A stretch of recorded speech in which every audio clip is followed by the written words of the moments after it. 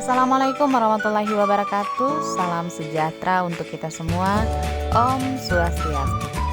Jumpa lagi dengan saya. Dan untuk kali ini video pembelajarannya akan membahas mata diklat bahasa Indonesia. Yuk belajar bahasa Indonesia bersama Nur Majewita. Untuk kompetensi dasarnya, yang pertama, menganalisis struktur dan kebahasaan teks prosedur. Yang kedua, mengembangkan teks prosedur dengan memperhatikan hasil analisis terhadap isi, struktur, dan kebahasaan. Tujuan pembelajarannya adalah setelah Ananda mempelajari materi ini, Ananda mampu memahami struktur teks prosedur, mampu mengidentifikasi aspek kebahasaan teks prosedur, serta mampu menyusun dan mengembangkan teks prosedur dengan memperhatikan struktur dan unsur kebahasaan. Video pembelajaran kali ini masih membahas bab 1, yaitu menyusun prosedur. Tapi kita akan melanjutkan materi pada struktur dan kebahasaan teks prosedur. Struktur teks prosedur dibagi menjadi 3 bagian, yaitu yang pertama tujuan, langkah-langkah, dan yang ketiga penegasan ulang. Tujuan pada struktur teks prosedur merupakan hasil akhir yang akan dicapai. Tujuan biasanya berupa pernyataan umum yang terletak di awal teks atau bagian pendahuluan. Untuk langkah-langkah adalah cara-cara yang ditempuh agar tujuan tercapai atau suatu aktivitas dapat dilaksanakan. Biasanya berupa poin-poin atau paragraf, tetapi ada juga yang berbentuk poin-poin yang dilengkapi paragraf penjelas. Untuk penegasan ulang pada teks prosedur adalah bagian yang berisi tentang pengulangan pernyataan yang digunakan untuk meyakinkan pembaca. Bagian ini berada di akhir teks, berfungsi sebagai penutup. Selanjutnya silahkan perhatikan contoh teks prosedur berikut ini. Teks prosedur ini berjudul Kiat Menata Rambut Pendek. Menurut Ananda, teks prosedur kiat menata rambut pendek memiliki struktur yang lengkap atau tidak?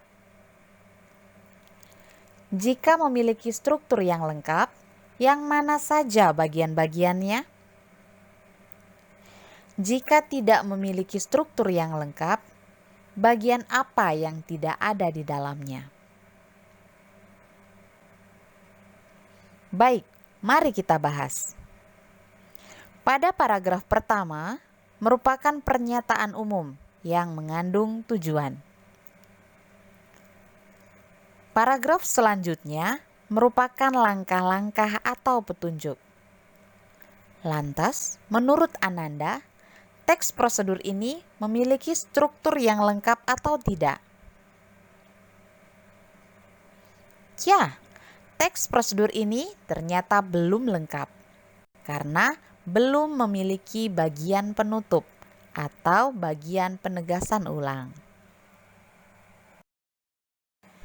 Seperti pada teks yang lainnya, teks prosedur juga memiliki kaidah kebahasaan. Kaidah kebahasaan pada teks prosedur ada 5. Yang pertama, menggunakan kata kerja imperatif atau kata yang mengandung sebuah seruan atau perintah yang bertujuan untuk meminta atau melarang seseorang melakukan sesuatu. Yang kedua, menggunakan pernyataan persuasif atau pernyataan yang bertujuan untuk meyakinkan serta membujuk atau mengajak seseorang agar mau mengikuti atau melakukan sesuatu seperti yang diinginkan oleh penulis atau pembicara. Yang ketiga, menggunakan kata teknis. Kata teknis atau istilah pada teks prosedur yaitu kata yang memiliki makna khusus yang terkait dengan bidang keilmuan atau keahlian tertentu. Makna dari sebuah kata teknis dapat hanya berlaku pada suatu bidang tertentu, namun dapat pula berlaku secara umum tergantung dari hasil penyerapan ke dalam kosakata bahasa Indonesia. Yang keempat, menggunakan konjungsi penjumlahan. Konjungsi penjumlahan pada teks prosedur adalah konjungsi atau kata yang menghubungkan dan berfungsi untuk menyajikan hubungan penjumlahan yang terkandung dalam kalimat ke paragraf. Dan yang terakhir, menggunakan deskripsi alat. Deskripsi alat pada teks prosedur merupakan unsur yang ada di dalam suatu teks prosedur. Isi dari unsur tersebut adalah membuat alat yang di dalam teks tersebut sedetail mungkin agar terlihat jelas. Baik, mari kita coba menganalisis satu buah teks prosedur. Perhatikan gambar berikut. Gambar ini saya unduh dari Kemenkes RI mengenai protokol kesehatan. Jika diperhatikan, teks prosedur ini dibuat dalam bentuk pamflet dengan judul Jaga Diri, Jaga Sesama dari COVID-19. Mari kita lihat dari segi penggunaan kata kerja imperatif. Ada beberapa kata kerja imperatif di sana. Yang pertama, ada gunakan, terapkan, jaga, hindari, hindari lagi, jalankan, ikuti, batasi, cuci, dan gunakan. Ada 9 kata kerja imperatif yang digunakan di sini. Selanjutnya, mari kita coba analisis dari segi penggunaan konjungsi penjumlahan. Mari kita lihat, ada berapa konjungsi yang digunakan? Baik, ada konjungsi dan, serta, dengan, seperti, dan dengan lagi. Jadi total konjungsi yang digunakan ada 4 kata konjungsi. Berikutnya mari kita analisis mengenai penggunaan kata teknis. Sekali lagi, kata teknis pada teks prosedur merujuk pada topik yang digunakan pada teks prosedur tersebut.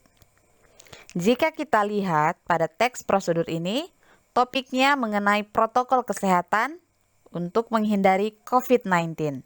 Maka kata-kata teknisnya yang berhubungan dengan protokol kesehatan dan COVID-19. Mari kita lihat.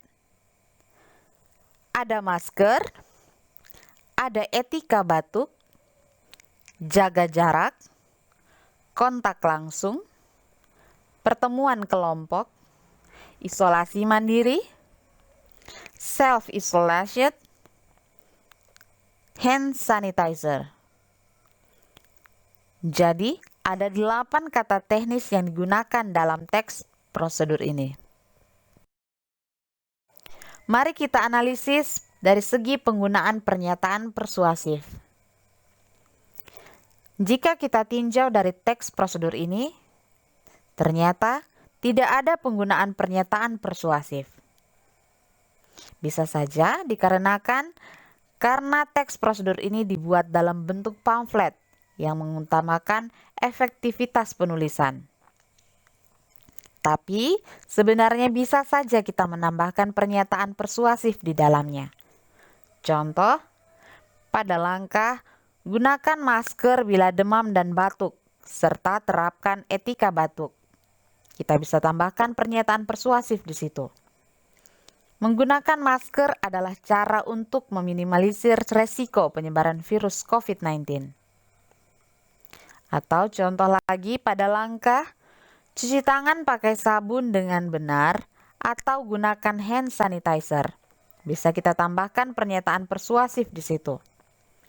Ini penting dilakukan karena tangan cenderung lebih sering bersentuhan dengan benda asing.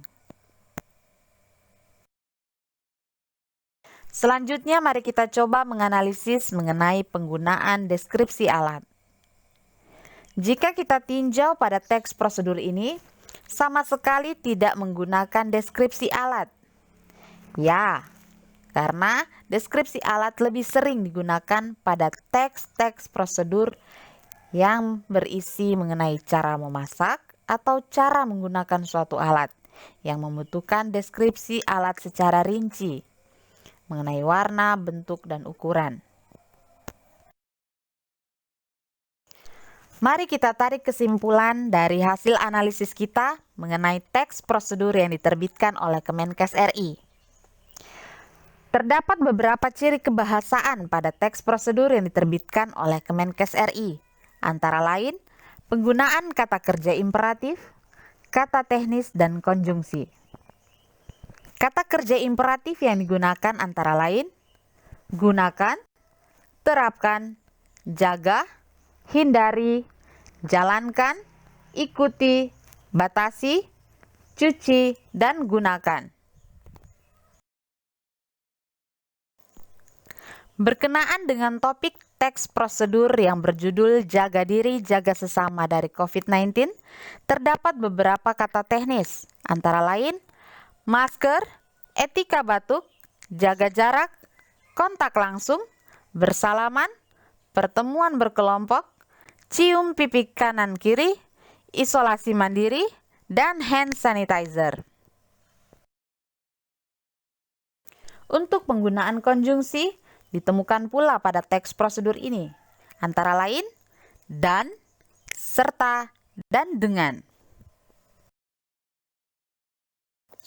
Dari hasil analisis, kita mendapat temuan bahwa ciri kebahasaan pada teks prosedur yang diterbitkan oleh Kemenkes RI belum lengkap.